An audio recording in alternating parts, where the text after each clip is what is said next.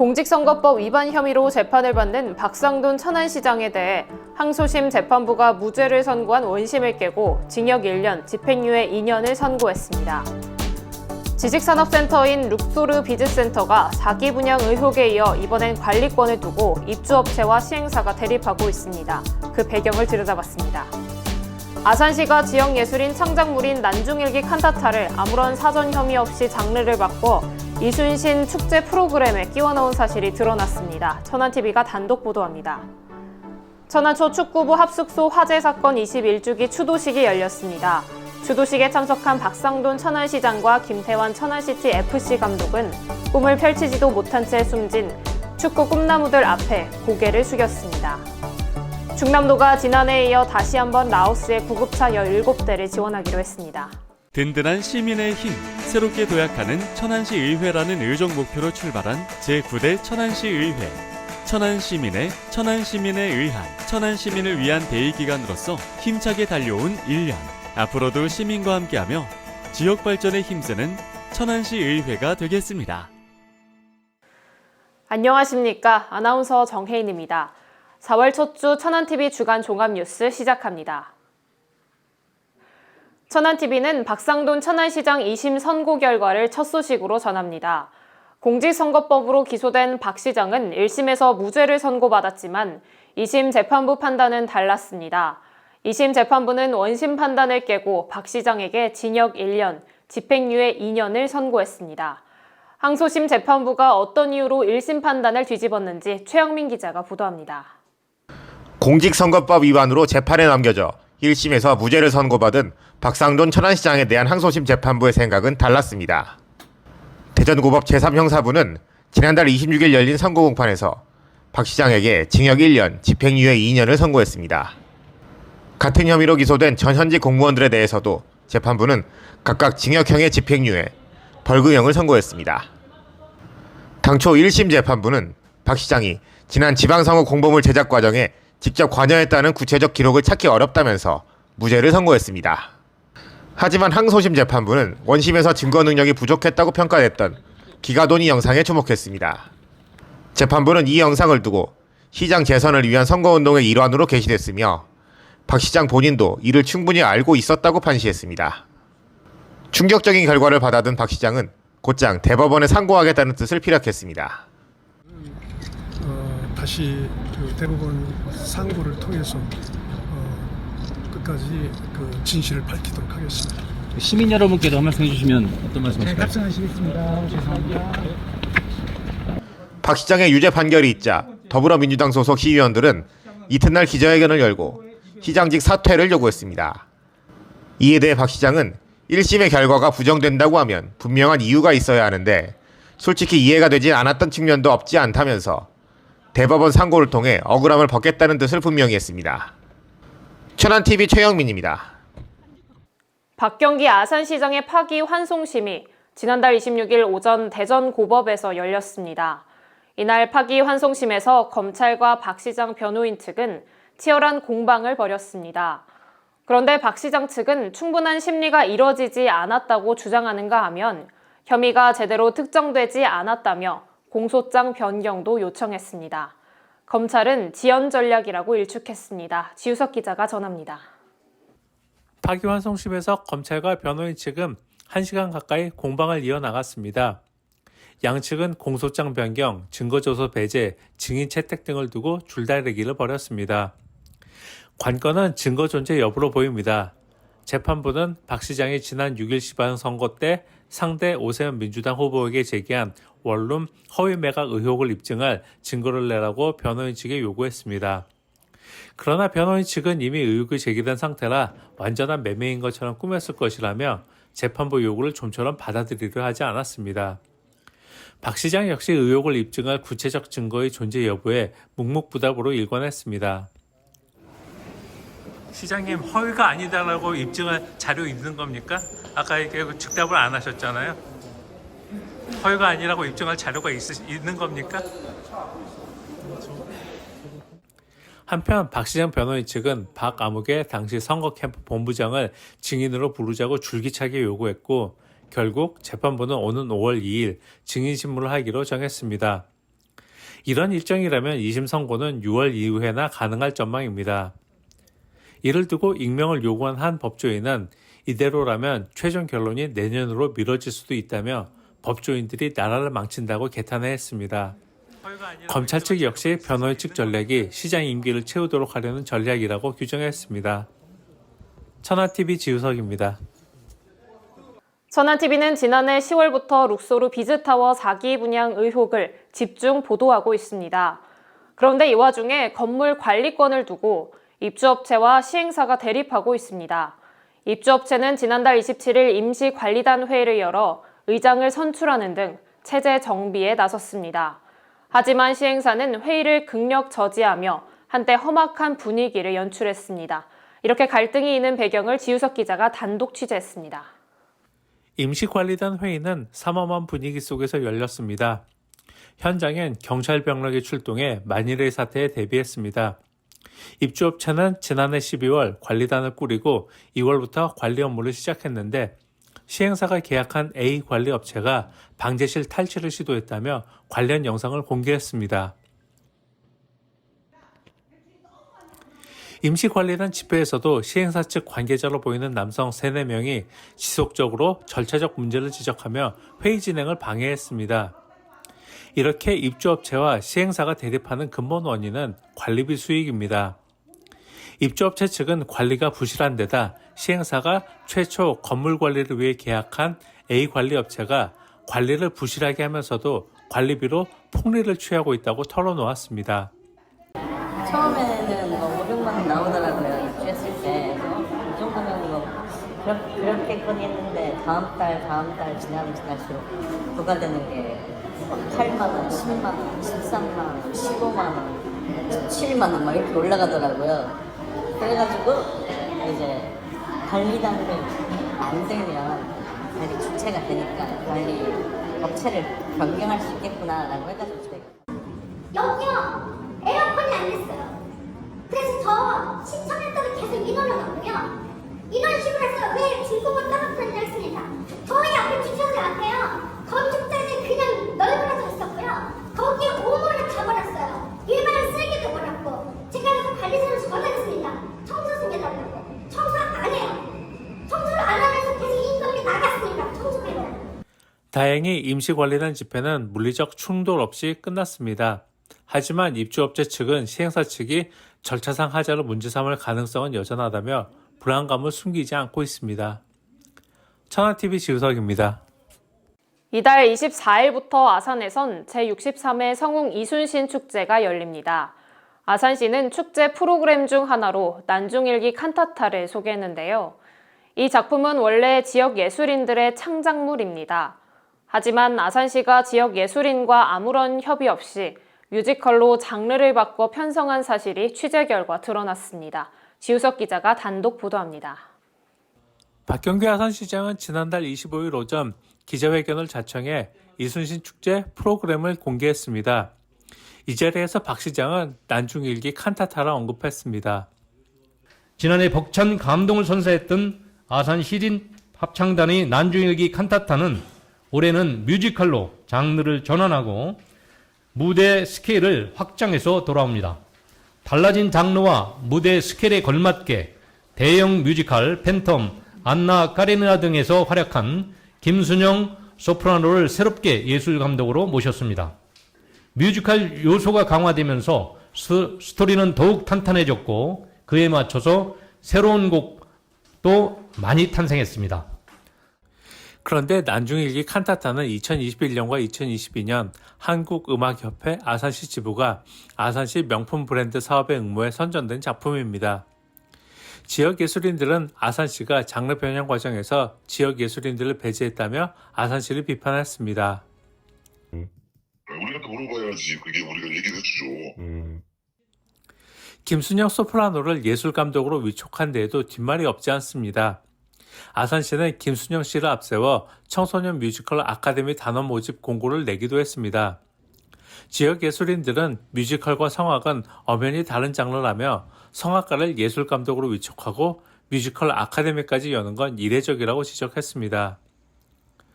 민선 8기 박경규 시장 취임 이후 아산시가 대형 문화 행사를 벌이면서 정작 지역 예술인들을 홀대한다는 지적은 꾸준히 제기됐었습니다. 여기에 난중일기 칸타타 장르 변형을 둘러싸고 지역 예술인들이 반발하면서 비판 여론은 더욱 거세질 전망입니다. 천안TV 지우석입니다. 천안초 축구부 합숙소 화재 사건이 어느덧 21주기를 맞았습니다. 21년 전인 2003년 3월 26일 이 학교 축구부 학생 9명은 합숙소에서 난 화재로 인해 꿈을 펼쳐보기도 전에 세상을 떠났습니다. 천안초에선 21주기를 맞아 추모 행사가 열렸는데요. 행사에 참석한 천안시 관계자들과 김태한 천안시티 FC 감독을 비롯한 축구계 관계자들은 어린 희생자 앞에 고개를 숙였습니다. 현장에 최영민 기자가 다녀왔습니다. 21년 전 축구선수를 꿈꾸던 9명의 소년들은 화마 속에 그 꿈을 이루지 못하고 우리 곁을 떠났습니다. 20년이 넘는 시간이 흘렀지만 천안초등학교 축구부 화재 참사가 우리나라 학원 스포츠 전반에 가져온 변화는 무척 컸습니다. 학생 선수들의 숙소 환경 개선은 물론 더욱 안전한 환경에서 운동할 수 있는 기반이 이 사건으로 인해 마련됐던 겁니다.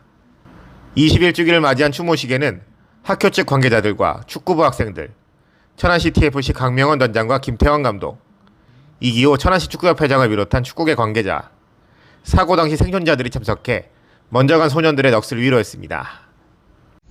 안녕이라는 작별 인사도 없는 벼락 같은 이별이 지금도 믿기지 않습니다.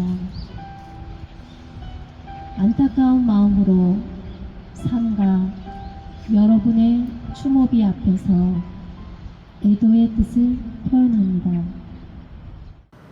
학교 측은 공식 추모 행사 외에도 각 학급에서 재학생 모두가 참여하는 추모 행사를 가지며 다시는 일어나지 말아야 할 일을 모두의 가슴에 새기는 하루를 보냈습니다. 천안TV 최영민입니다. 충남도가 라오스의 구급차 17대를 지원했습니다. 충남도가 라오스의 구급차를 지원한 건 지난해에 이어 두 번째인데요. 이번에 충남도가 지원하기로 한 구급차는 충남과 대전에서 19만여 회 출동해 11만여 명의 생명을 구해냈습니다. 자세한 소식 이현자 기자가 보도합니다. 충남 전역과 대전광역시에서 활동하던 119 구급차량 17대가 또 다른 소중한 생명을 구하기 위해 라오스로 떠났습니다. 충남소방본부는 지난달 28일 지난해 보낸 15대에 이어 구급차를 라오스로 보내기 위한 출하식을 가졌습니다. 이번에 지원되는 구급차는 법적 사용 기한은 지났지만 운행을 하는 데는 아무런 문제가 없는 구급차로 정비 과정을 모두 마친 가운데 라오스로 떠났다고 소방본부 관계자는 설명했습니다. 소방본부는 구급차의 도착 시기에 맞춰 차량 작동과 정비 기술, 구급장비 사용법 등을 전수할 기술협력단을 파견할 계획입니다. 24년에 충남에서 저는 구급차 17대가 라오스 현지에서도 라오스 국민의 소중한 생명을 구하는 데 활용되었으면 좋겠습니다.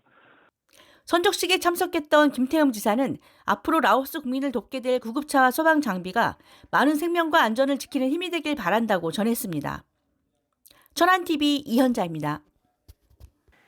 지난달 26일 오후 천안시청 봉서울에선 최상목 경제부총리 겸 기획재정부 장관, 김태흠 충남지사 등이 참석한 가운데 지역 활성화 투자펀드 출범식이 열렸습니다. 이날 출범식에 참석한 최상목 기재부 장관은 지역 활성화 투자펀드의 성공적 안착을 위해 정부가 최대한 지원하겠다고 약속했습니다. 지역 활성화 투자펀드가 어떤 의미를 갖는지 이현자 기자가 알려드립니다. 기획재정부가 지난달 26일 천안시청 봉서울에서 지역활성화 투자펀드 출범식을 개최했습니다. 이날 행사에는 최상목 경제부총리 겸 기획재정부 장관, 이상민 행정안전부 장관, 김태흠 충남도지사, 이철우 경북지사 등 14개 광역지자체당 등 주요 인사를 포함한 700여 명이 참석했습니다. 지역활성화 투자펀드는 지역이 원하는 지속가능한 대규모 융복화 프로젝트를 민간의 창의적 역량과 풍부한 자본을 활용해 추진하는 새로운 지역투자 방식입니다. 정부 재정, 지방소멸대응기금, 산업은행에서 각각 1,000억 원씩 출자해 3,000억 원 규모의 모펀드를 조성하고 지자체, 민간이 함께 자펀드 결성과 프로젝트 SPC 설립을 통해 총 3조 원 규모의 다양한 지역활성화 프로젝트에 투자하게 됩니다. 이를 통해 그간 재정 의존도 높은 단발적, 소규모 지역 투자의 한계를 극복해 지자체가 원하는 어떠한 유형의 지역 활성화 프로젝트도 규모의 제한 없이 빠른 속도로 안정감 있게 추진할 수 있게 됩니다. 중앙정부가 아닌 지자체가 프로젝트를 설계, 주도하고 중앙재정을 찔끔 나눠 갖는 소규모 단발적 투자가 아니라 풍부한 민간 자금을 활용해 대규모 융복합으로 투자하는 지역 활성화 투자 펀드가 오늘 출범합니다. 중앙, 지방, 민간이 각각의 비교위에 맞는 역할을 분담해 프로젝트의 성공과 지속 가능성을 담보하는 새로운 정책 펀드입니다. 공모를 통해 선정된 한국성장금융이 모펀드 운용사 역할을 맡고 있으며 금년 1월부터 프로젝트 신청을 거쳐 펀드 지원 승인 여부를 심사하고 있습니다. 정부와 산업은행은 앞으로도 지자체 대상 교육 컨설팅, 지자체 민간 간 매칭데이, 금융산업계 대상 설명회 등 다양한 방식을 통해 펀드 홍보에 박차를 가할 예정이라고 알렸습니다. 천안TV 이현자입니다. 천안시가 충청남도와 함께 이달 1일부터 수도권 철도 정기승차권 교통비 지원 사업을 시행합니다. 천안시는 일반 철도, 고속철도 정기승차권을 이용해 수도권으로 통학하는 학생과 기준 중위소득 150% 이하인 천안 시민에 대해 사용한 승차권 금액의 25%를 지역화폐로 환급해 주기로 했습니다. 교통비는 올해 1월부터 사용한 정기승차권에 한해 1인당 연간 최대 100만 원까지 지원하며 천안시청과 철도교통비 지원 홈페이지에서 신청이 가능합니다. 당국대병원이 보건복지부가 공모한 공공보건의료협력체계 구축 사업에서 충남권역 책임의료기관으로 최종 선정됐습니다. 권역 책임의료기관은 고난도 필수 의료를 제공하면서 권역 내 의료기관 간 협력체계를 총괄하고 조정하며 지역의료 역량 강화를 위한 교육 및 파견 업무를 담당합니다. 이번에 책임의료기관으로 선정됨에 따라 당국대병원은 앞으로 중증, 응급환자 이송 전원, 퇴원 환자 지역사회 연계, 정신건강 증진 협력사업, 재활의료 및 지속관리 협력사업 등을 추진할 예정입니다. 또 천안 공주, 서산, 홍성의료원을 포함한 5개 지역 책임의료기관과 충남 공공보건의료지원당 등 책임의료기관 전담 협의체를 운영해 정기적으로 논의를 이어갈 방침입니다. 충남도의회가 충남형 교육, 돌봄을 준비하기 위해 지난달 27일 현장 중심 유보통합 추진을 위한 연구 모임을 발족하고 본격 활동에 들어갔습니다. 유보통합은 유치원은 교육부가, 어린이집은 보건복지부가 관리하는 현행 관리체계를 일원화해 0세부터 5세까지 모든 영유아가 차별 없이 양질의 교육과 돌봄 서비스를 받을 수 있도록 영유아 교육과 보육을 통합하는 정책을 뜻합니다. 연구회 대표로 충남도의 홍성현 의원이 선출됐는데요. 홍 의원은 유보통합을 통해 어느 기관이든 학부모가 아이를 안심하고 맡길 수 있는 환경이 만들어지길 기대한다는 뜻을 밝혔습니다.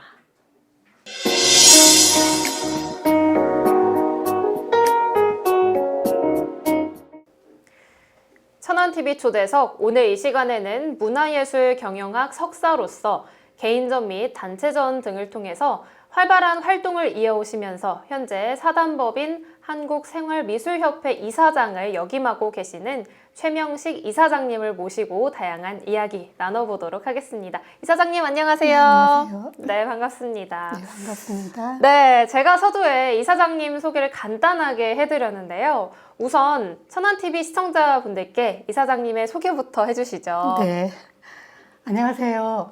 사단법인 한국생활미술협회 이사장 최명식입니다. 저는 서양화 국전 초대 작가로 개인전 25번과 단체전 500번 정도를 참여하였고요. 현재 한국 생활미술에 관한 단체 특강 및 세미나를 진행하고 있는 생활미술 지도사로 활동하고 있습니다. 네, 그렇군요. 그간 다양한 분야에서 활동을 해오셨고요. 특히 다수의 개인전 및 단체전에서 왕성한 활동을 해오셨는데요. 현재 이사장을 역임하고 계신 사단법인 한국생활미술협회 소개도 부탁드리겠습니다. 네, 사단법인 한국생활미술협회는 즐거운 미술생활을 원하는 생활미술가들의 단체로 2018년 3.1절에 창립하여 천안에 본부가 있는 전문 예술법인단체로 전국에 3,000여 명의 회원이 활동하고 있습니다. 네. 저희 협회의 가장 큰 매력은 그림의 소질이 없어도 미술에 관심만 있으면 누구나 생활미술가로 활동할 수 있다는 것입니다. 네. 해마다 전국 생활미술 공모전 및 전국 생활미술 축제를 진행하고 있으며 아트 페어와 다양한 미술 전시, 패션쇼, 아트 프리마켓을 진행하고 있습니다. 그리고 한국생활미술교육원을 통해 생활미술 지도사라는 자격증 교육과 함께 미술에 소질이 없는 사람도 작품 완성이 가능하도록 들링트 미술기법을 특허 등록하여 생활미술 연구에 계속 집중하고 있습니다. 네, 다양한 직업이 있는데 그 중에서 특별히 예술 분야에 관심을 갖게 된 계기가 있으신가요?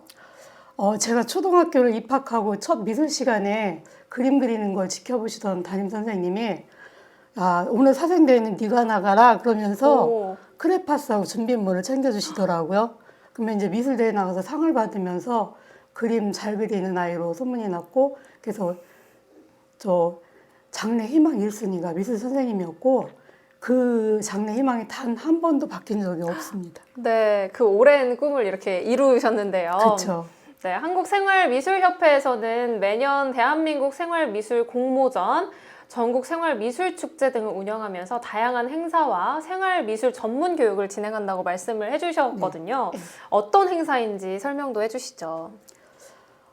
본 단체를 만들고 생활미술을 하다 보니까 하면 할수록 이게 굉장히 행복한 예술활동이더라고요. 네. 그래서 이제 만들게 된 대한민국 생활미술 공모전은 참가 자격에 제한이 없어요. 네. 그래서 누구나 참가가 가능하니까 남녀노소 누구나 참가가 가능하므로, 그리고 그 공모전을 통해서 한국 생활미술 명인이 될 수 있는 기회가 부여되어서 해를 거듭할수록 참가 인원이 늘어날 뿐만 아니라 작품 수준이 높아지고 있습니다. 네.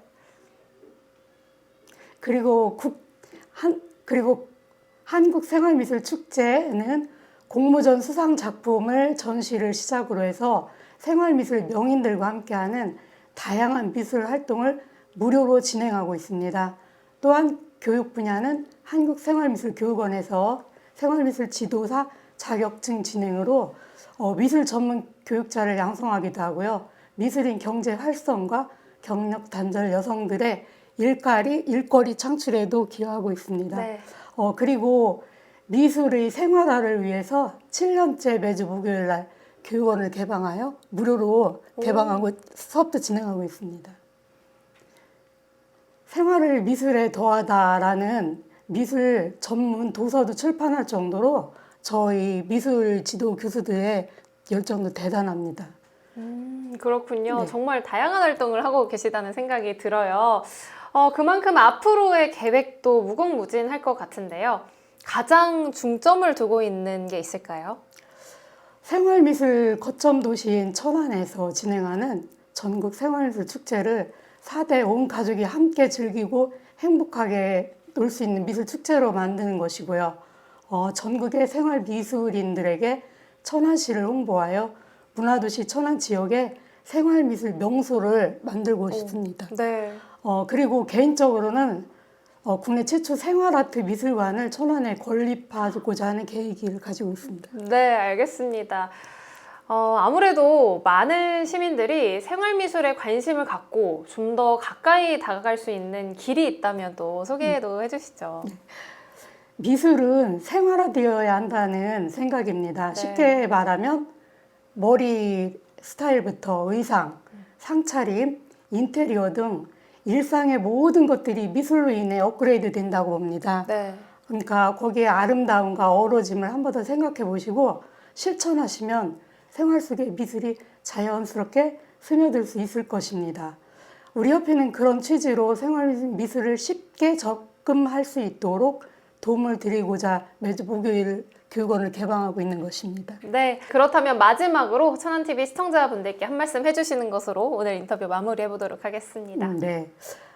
우선 저희 협회를 소개할 수 있도록 이렇게 자리를 마련해 주신 천안TV에 감사드립니다.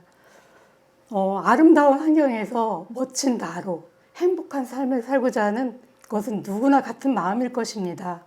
생활미술을 시작하시면 가능합니다. 한국생활미술협회는 천안 시민 모두가 전국 생활미술 축제에 참여하고 싶은 욕망이 생기도록 좀 더 적극적으로 즐거운 미술생활 아이템을 연구하고 개발하여 미술이 시민 모두에게 스며들도록 노력하겠습니다. 미술을 좋아하시면 누구나 생활미술가가 가능합니다. 사단법인 한국생활미술협회, 한국생활미술교육원이 도와드리고 함께하겠습니다.